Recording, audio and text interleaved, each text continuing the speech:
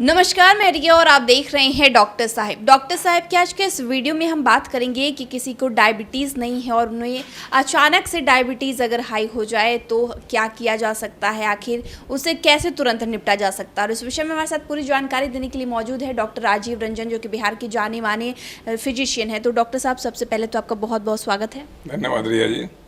Doctor साहब, मैं यह जानना चाहूँगी कि अगर किसी को डायबिटीज़ नहीं है और 4-5 मिठाई किसी ने खा लिया और अचानक से अगर इसमें शुगर लेवल हाई हो गया तो वो कर क्या सकता है? तो अचानक उसे क्या करना चाहिए? कुछ नहीं है, ये बहुत ही आपका ज्वलंत प्रश्न है रिया जी कि नॉन डायबिटिक्स में भी कभी ब्लड शुगर का फ्लक्चुएशन एक आम बात है।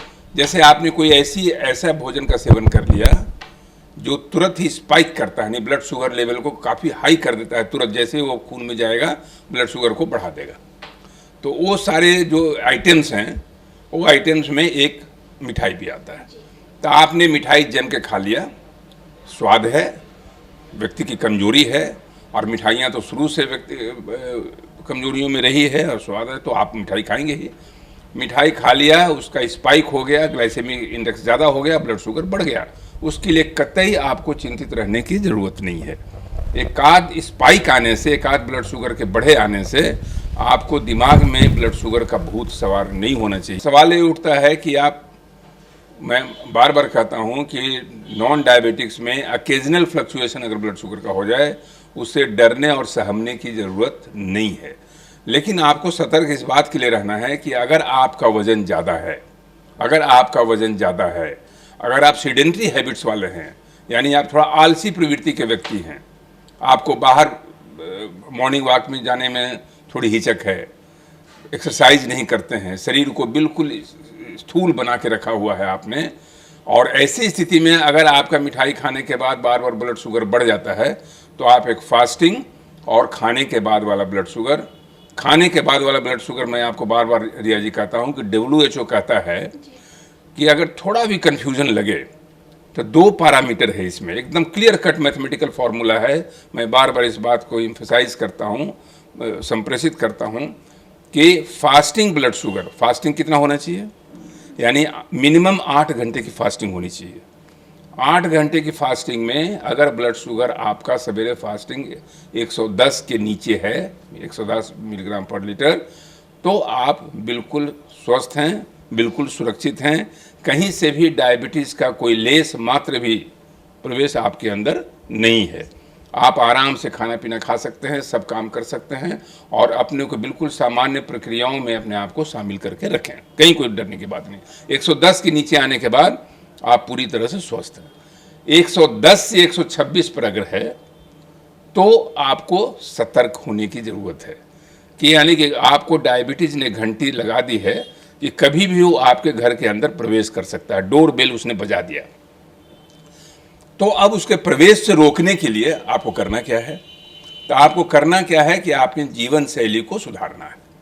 यानी कि डायबिटीज़ जो है एक जीवन शैली की बीमारी है, इसमें कोई ना कोई इन्फेक्शन है, ना कोई वायरस है, ना कोई बैक्टीरिया है, ये जीवन शैली है। तो जीवन शैली में क्या करना है? आपको संयमित जीवन जीना है। सवेरे उठ करके या शाम को कभी न कभी अपने शरीर को हिलाना डुलाना, एक्सरसाइज करना है। सबसे बड़ी शर्त वही है। खान पान पर सबसे बड़ा ध्यान यही रखना है, जब 110 से 126 उसमें दवा की जरूरत नहीं है, सिर्फ जीवन शैली सुधारना है। खान पान में ये है कि बहुत ज़्यादा ऐसी चीज़ों का सेवन न करें जिसे मैं बार बार कहता हूँ कि सडन स्पाइक हो, यानी कि ज़्यादा मिठाई न खाने लगें, मिठाई का सेवन कम करें, अपने वज़न को कंट्रोल करें, खास करके जो पेट का आपका घेरा है उसको कंट्रोल करें, जिसको विसरल ओबेसिटी कहते हैं, वो अगर कंट्रोल रखेंगे, एक्सरसाइज करेंगे, अपने आप को बिल्कुल अनुशासन और संयम के दायरे में बांध के रखेंगे, तो आपका 110 के नीचे वो चला जाएगा। ये रिवर्सल होता है। तो इसमें बहुत ज़्यादा इसको इम्पेयर्ड फास्टिंग ग्लूकोज कहते हैं हम लोग, तो इसके लिए बहुत ज़्यादा घबराने की बात नहीं है। ये प्री डायबिटीज़ है।